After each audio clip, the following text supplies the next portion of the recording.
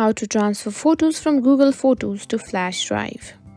Now, first things first, what you need to do is open your web browser on your computer and go to the Google Photos website and log into your account. Now you'll see all the photos and videos you backed up to Google Photos.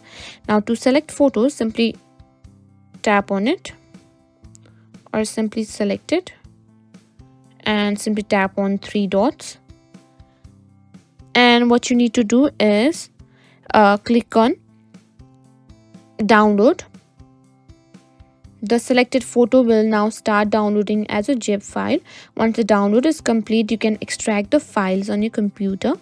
Next, plug your flash drive into an available USB port on your computer. You'll usually see it pop up as a new flash drive in File Explorer or Finder on Mac. Make sure your flash drive has enough storage space for the photos you're about to transfer. Now that your photos are downloaded and your flash drive is connected, navigate to the folder where your photos were downloaded.